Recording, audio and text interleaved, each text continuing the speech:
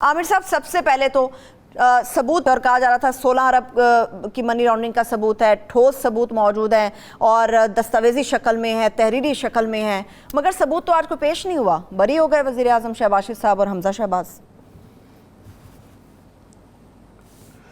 वैसे पाकिस्तान में इतने बड़े बड़े केसेस होते हैं, इतने इतने बड़े फ्रॉड होते हैं, बड़ा बड़ा कुछ देखा कि लोग अब हैरान होना छोड़ गए हैं।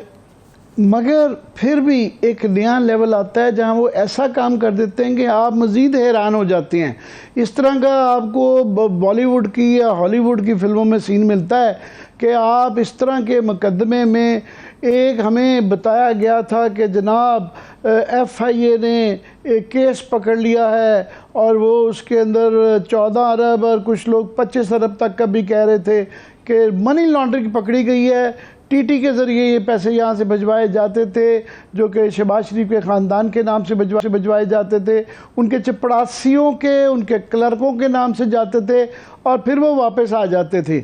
और ये बिल्कुल एक रेप्लिका था। इससे पहले हुदैबिया का बड़ा मशहूर केस हुआ था, उसके अंदर भी इस तरह ही TT के ज़रिए पैसे जाते थे, वापस आते थे। और उसको भी और इसको भी कहा जाता था कि ये ओपन एंड शट केस है, कि सारा एविडेंस भी मौजूद है, 100 गवाह मौजूद थे, 100 गवाह। और उसके बाद जो है इसके अंदर 28 के करीब बेनामी अकाउंट थे जो कि पकड़े गए और उस पर एक बड़ी एक्सटेंसिव किस्म की तफ्तीश की गई और 7 वॉल्यूम्स थे, 7 वॉल्यूम्स और 4000 सफ़ात थे। उन 4000 पे मेरा ख्याल सफ़ात पे हमने कोई सारे टेलीविज़न चैनल्स ने 400 के करीब प्रोग्राम्स किए और लग रहा था कि इससे नहीं बच पाएंगे। उसके बाद जो है इतने सकते कि शहबाज शरीफ साहब के साहबजादे जो हैं सलमान शहबाज, वो मुल्क से उसके बाद फ़रार हो गए, मफरूर हो गए। और उसके बाद फिर ज़ाहिर है जो कुछ हुआ कि ये लोग हुकूमत में भी आए नहीं थे, तो ये सिलसिला नज़र आना शुरू हो गया था कि केसेस ख़त्म होने शुरू हो गए हैं। और याद दहानी के लिए कि जिस दिन फ़र्द जुर्म लगनी थी शहबाज शरीफ साहब पे और हमजा शहबाज शरीफ साहब पे, तो उस दिन गालबन उनकी ओवर टेकिंग करीब आ गई थी और इस बुनियाद पे इस्तना ली गई। प्राइम मिनिस्टर बनने से पहले शहबाज शरीफ के यही बात कही जा रही थी कि ये भी एक दुनिया की तारीख का एक अनोखा वाक़या होगा। बहुत कम ऐसा होता है कि एक मुलजिम जिसके ऊपर बहुत संगीन इल्ज़ामात हैं वो प्राइम मिनिस्टर बने। और ये भी उनसे सवाल भी पूछे गए, तो ये भी सवाल पूछा गया कि जनाब आपके कहीं वज़ीर आज़म बनने के साथ आपके इस केस के ऊपर तो नहीं असरअंदाज कोई होगा। अब जाहिर है केस भी FIA का है, नैब का हो तो आप कह सकते हैं कि एक सो कॉल्ड एक फिग लीफ है कि जी वो एक इंडिपेंडेंट इदारा है, कहने को एक FIA तो डायरेक्टली, ये अमेरिकन FBI नहीं है जो कि बिल्कुल आज़ाद रहती है, उसके मतलब एक तासुर है। FIA डायरेक्टली जो है इसकी तफ्तीश कर रही थी और ज़ाहिर है प्राइम मिनिस्टर की थी।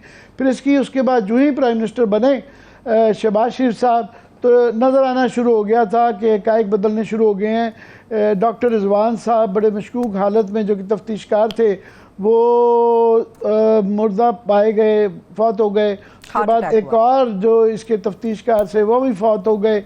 उसके बाद जो है नज़र आ रहा था कि ये किस तरफ जा रहा है। अब जो है उनको बरी कर दिया गया। अब जाहिर है कि ये एक केस नहीं है, मरीम नवाज शरीफ के केस में भी हम देख रहे हैं कि वहाँ भी कहा जा रहा है और उसके बाद फिर वो विक्ट्री के निशान भी बनाते हैं यूँ करके कि देखा जी उनके पास तो कोई केस ही नहीं था, प्रोसिक्यूशन के पास कोई शवाहिद ही नहीं थे, तो शवाहिद कैसे हों।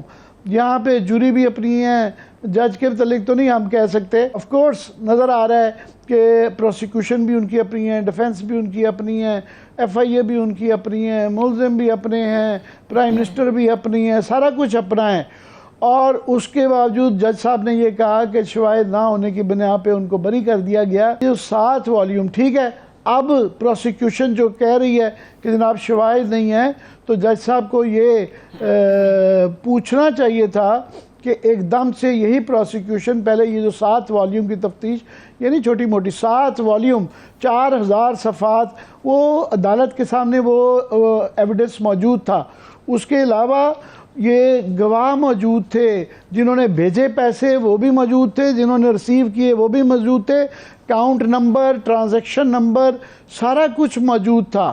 तो वो एक ऑफ कोर्स नज़र तो आ रहा है कि काफ़ी सारे केसेस में उनकी बरियत हो रही है। इनके अलावा सभी की हो रही है। नैब के तरमीम के बाद जो है वो 90% लोग जो हैं वो उसमें से छूट रहे हैं। मगर ये तो खुली आंखों के साथ सबके सामने हो रहा है और ये उन्होंने कोशिश भी नहीं की है कि इसको किसी तरीके से नज़र आए कि जी कोशिश की थी मगर नहीं है। बगैर कोशिश के जल्दी में बरियत की गई भी है, वरना इसका चलें प्रोसिक्यूशन कमज़ोर कर देते, 2-4 और पेशियाँ होती और आहिस्ता आहिस्ता नज़र आता कि जनाब ये शवाहिद कमज़ोर होते जा रहे हैं, गवाह में जान नहीं थी, गवाह मुकर गए, ट्रांजैक्शन नंबर गलत था। ये तरह आप उसको कर लेते हैं ना। पहले भी माजी में अंदर यहाँ फाइलें गायब होती रहीं, यहाँ पता चला जी फोटोस्टैट्स के ऊपर केसेस जो आसिफ जरदारी साहब पे और काफ़ी केसेस छूटे, उसमें कहा गया जी फाइलें गायब हैं, आग लग जाती थी। तो यहाँ कुछ नहीं किया गया। With your eyes wide open सबके सामने ये हो रहा है। उसके बाद आप जो है जेलें आपने भरी हुई हैं छोटे छोटे जराइम के लिए, चोरी के लिए, जेब कतरों को जो है इतने साल सज़ा मिलती है और ये अरबों खरबों के जो मुजरिम हैं और मुलजिम हैं ये बिल्कुल स्कॉट फ्री चले जाते हैं। ना सिर्फ स्कॉट फ्री जा रहे हैं, वो प्राइम मिनिस्टर बैठे हुए हैं और उनको किसी को कोई शर्म नहीं है। सही है, आपकी बात, आपका तज़किया बिल्कुल दुरुस्त है। आमिर साहब के बेशबहा सबूत थे, वॉल्यूम्स तश्कील दिए गए, मगर एक सवाल अवाम ये भी पूछ रही है कि तहरीक इंसाफ के दौर के अंदर ये केसेस बने, उन्हीं के दौर के अंदर ये वॉल्यूम्स भी तश्कील दिए गए, उन्हीं के दौर के अंदर ये तमाम सबूत इकट्ठे किए गए, तो वो अपने 3.5 साल दौर के अंदर इन केसेस को मंतकी अंजाम तक क्यों नहीं पहुँचा सके आमिर साहब? नहीं, उनके दौर में आप ये क्रेडिट देंगे 7 वॉल्यूम जो हैं केसेस के जो है ना वो तैयार हुए, तफ्तीश तैयार हुई, मगर उसके बाद फिर अदालतें आ जाती हैं। अदालतों ने लंबियाँ लंबियाँ पेशिश देनी शुरू कर दी थी और वहाँ पे बड़े बड़े वकील पेश होते थे। तो अदालती निज़ाम के अंदर तो हुकूमत का कुछ वो नहीं होता। हाँ, कई जगह नज़र आया है कि गवर्नमेंट की कोताहियाँ रहीं कि प्रोसिक्यूटर कमज़ोर था या फिर वो ख़ुद पे जब मांगते हैं कि जी हमें ये एडजमेंट्स लंबी लंबी दे दें तो वो बिल्कुल वो थोड़ा सा लैप्स वो भी हुआ। मगर इसमें लैप्स से ज़्यादा ये बस इतना टाइम लेना था। अगर बहुत ज़्यादा उजलत भी दिखाई जाए तो उस पर भी शक होता है और ये उजलत उन केसेस में दिखाई जाती है जहाँ पे आपके पास शवाहिद कम हो, सबूत कम हो। और मेरा ख्याल है जो है सुप्रीम कोर्ट अल्टीमेटली, चलें अदालत सारी ही जो है वो ताज़ीम के लायक होती हैं। ये छोटी अदालत थी मगर बहरहाल अदालत थी। मगर ऑफ कोर्स ये स्टोरी इज़ नॉट ओवर, क्योंकि इसके बाद इसने हाई कोर्ट में भी जाना है और शायद सुप्रीम कोर्ट में भी जाना है। तो मेरा ख्याल है बड़ी अदालतें इस चीज़ को बड़ा देखेंगी और सुप्रीम कोर्ट में जो कि नैब की तरमीम का एक बहुत ही अहम फैसले के ऊपर इस वक्त बहस जारी है और वो रोज़ उनका नज़र आता है, कभी लेफ़्ट राइट हर किस्म की ऑब्जर्वेशंस आ रही हैं। मगर ये नज़र आ रहा होगा उनको कि ये किस तरीके से ये बरियत हुई है और किस तरीके से पहले केसेस में भी, इवन मरीम नवाज़ के केस के अंदर भी जो है वो वही प्रोसिक्यूशन जो पहले जो कि काबू नहीं आती थी उसने आगे कहा जी जनाब कोई शवाहिद ही नहीं है। यहाँ भी अगेन प्रोसिक्यूशन जो कि पहले 7-7 वॉल्यूम 4-4 हज़ार सफ़े लेके आई और अब वो कहते हैं जी कोई शवाहिद नहीं है। तो ये सिस्टम हाईजैक हुआ है, ये सिस्टम रिग कर दिया गया हुआ है। तो आई एम श्योर बड़ी अदालतें उनके ये नोटिस में होगा और ये बड़े फैसले करते वक्त वो ये इस चीज़ को मद्देनज़र रखेंगे, इवन तरामीम के अंदर भी, कि जनाब ये बेनिफिशरी इसके कौन है।